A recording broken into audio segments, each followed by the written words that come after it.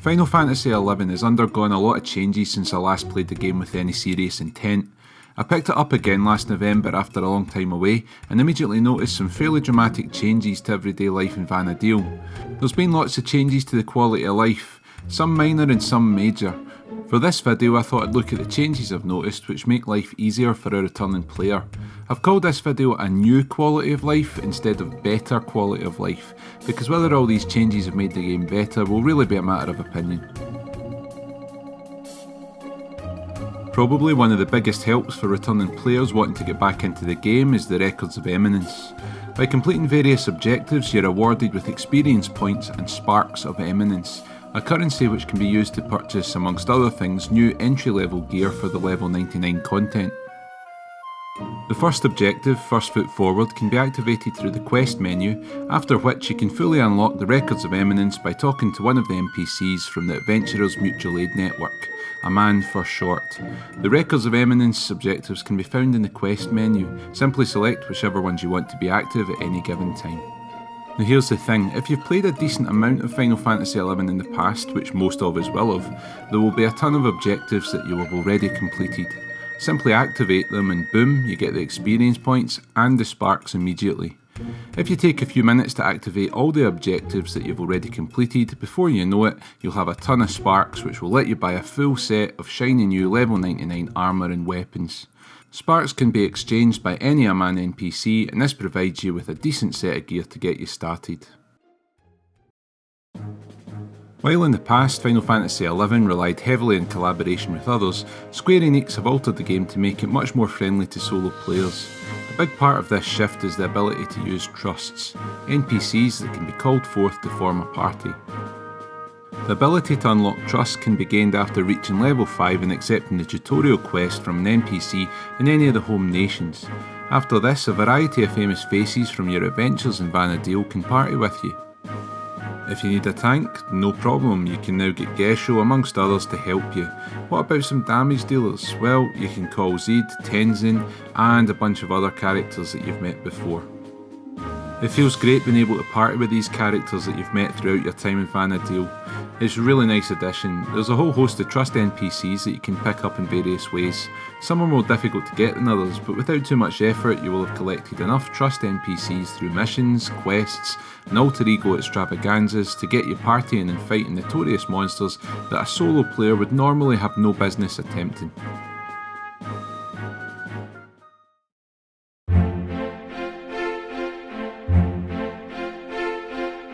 The Final Fantasy community is second to none. You could always find people to help you achieve whatever it was you were working on. However, with falling subscriber numbers over the years, Final Fantasy XI has evolved so that more content can now be tackled solo or with trust NPCs. That's all fine and well, but nothing can beat working together with friends and getting to know other people who love this game as much as you do.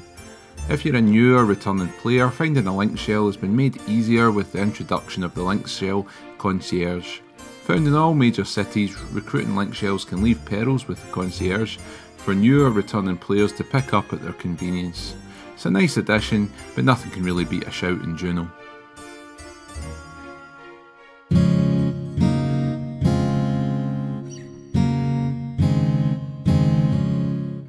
When I first started the game, inventory space was at a premium. You had your basic 30 slots which you could access at all times, and when you were in your Moog house you had your safe and your storage which gave you a little bit more space. This was fine to begin with, but it really wasn't long before it just wasn't enough. Treasures of Atorgan gave players access to the Moog locker, but it ended up being more hassle than it was worth, as your access was time limited and you needed Imperial bronze pieces to keep unlocking it. This is where the Gobby Bag quests became so important. Each completed quest increased your inventory space by 5. I think I got to about Gobby Bag 6 before I couldn't afford to keep going. The quests cost progressively more gil, and I was never the richest of players.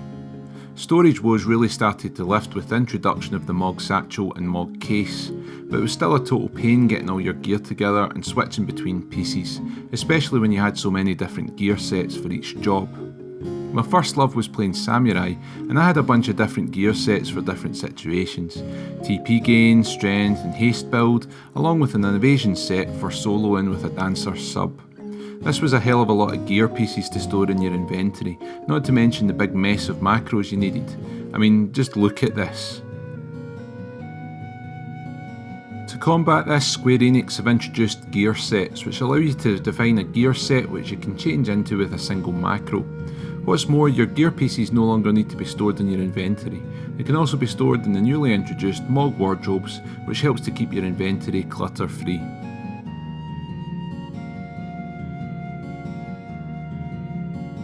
If I could get all my gil back from all the chocobos I'd hired, I'd be like a multi-gillionaire by now. Available once completing the quest at level 20, you could rent a chocobo from the stables in all the major cities and towns. This was great, but it didn't really help you if you found yourself stranded in the middle of nowhere. If you wanted to, you could get involved in chocobo raising, which would eventually give you a chocobo of your very own, which you could call forth in the field using a chocobo whistle. While I can see where the appeal lies, the amount of work involved in achieving this was beyond what I was ever prepared to do. To make life easier, Square Enix have introduced mounts into the game. Upon completing a relatively simple quest, you get access to your first mount, the Raptor. This mount can be called forth using the abilities menu in any of the zones where you can normally ride a chocobo. There's a whole bunch of different mounts available in the game, through quests, login points and so on. Once you've acquired the corresponding key item, an astral notebook, trade it in for a new unique mount. I'm slowly working my way towards a Fenrir mount, which will be totally awesome. Travelling through Vana'diel could be a time-consuming process. Who remembers the trip to Monarch Lynn, for example? After travelling through Miserable Coast to reach the floating islands of Cape Reverne, you had to kill fire drakes for giant scales. These could be traded to the unstable displacements to hop between islands. This could be a lengthy and frustrating process, especially back when the zones were capped at level 30, as avoiding the true sight hippogriffs was easier said than done. Half-hour journeys to your destination are now a thing of the past with home point warps. You can now travel from home point to home point anywhere in Vana'diel, so long as you've activated that particular home point. This makes travelling so much easier. It's now very much like the travel system in Final Fantasy XIV. I've played a fair bit of 14, and one of my gripes about that game is that personally I don't really feel a sense of connection to the world, because it's just too easy to walk from place to place. With this addition to Final Fantasy XI, I'm not feeling the same way as I did with 14 though. I guess having spent most of my years in this game travelling from place to place, my sense of the world is pretty much cemented. I remember when your main options for increasing the amount of experience points you gained was the Empress and Emperor bands. Okay, there was the Chariot band as well, but I didn't know anyone who used those. With the ability to recharge these bands once per Conquest update, choosing to use the Empress or Emperor band would depend entirely on how often during the week you plan to get a levelling party. I didn't always get the chance to get a levelling party every day, so I favoured the Emperor band. With 3 charges and an experience point bonus of plus 50%, this allowed you to gain a maximum of 2,000 extra experience points per charge. It was a nice little boost. Now, to help you level up quicker, the Emperor band has been upgraded to allow for an extra 30,000 experience points per charge, which is a hell of a boost compared to what it was. Not only that, other rings have been introduced into the game which give more options for gaining experience points. The Caliber ring, for example, also has 3 charges with a 30,000 experience point bonus per charge. This ring has an even greater experience point gain than the Emperor band at plus 150%. With all the options in terms of experience rings, combined with the experience gain key items from Rhapsodies of Vana'diel, Square Enix is definitely making it easier for us to level. Another addition that I don't remember from the 75 cap is the Warp ring. In the past I remember having to purchase countless scrolls of instant warp, brave the auction house prices for warp cudgels, or hope for a friendly black mage for a D2. However, with infinite uses and only a 10-minute cooldown, the warp ring has become one of my best friends for hopping around Vana'diel. This is especially the case when combined with the ability to warp to home points. Getting around Vana'diel has never been easier. Announced at a press conference along with the end of the Xbox 360 and PS2 service, Rhapsodies of Vana'diel is the final expansion for Final Fantasy XI. Along with a story fitting of a Final Fantasy game, it serves up a healthy dose of nostalgia as our favourite heroes from all of the story expansions come together to avert the destruction of the world. This expansion has also changed life within the game. Along with a satisfying story, the missions also provide several key items which enhance experience point gain, skill up gains, and capacity point gains. This makes a big difference when leveling up a character, especially with skill ups, which could in the past be incredibly time consuming and a bit of an arduous task. As far as capacity points go, I thought about including these as a separate thing, but I've really not delved deeply enough into them to know what I'm talking about just yet. Maybe I'll do a video dedicated to them later on. Essentially they seem like merit points 2.0 with the added ability of allowing you to equip specific gear. I'm looking forward to checking them out in more detail. Consumables have always been a part of everyday life in Vana'diel. For some of us, crafting bolts, arrows and ninja tools was also a nice way of making a little bit of gil. I was a woodworker, so bloody bolts, demon arrows and shehai were my bread and butter for a long time. Turning them into tool bags or quivers required you to visit an NPC in the nation currently ranked first in conquest and trading them your items along with a particular flower. This could be a pain, especially when travelling around Vana'diel wasn't so easy. Inevitably, auction house prices would vary over time. I'd reap the benefits when prices were high and kick myself when I didn't have time to make my own and prices were sky high. Now all of that is over with, as all your consumable needs are catered for with the addition of Curio vendor Moogles.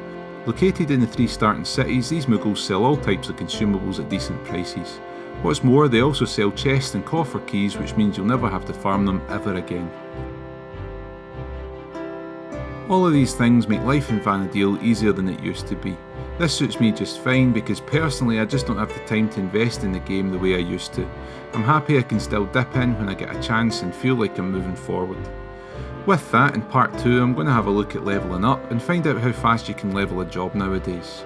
Thanks for watching my video and hopefully I'll see you again.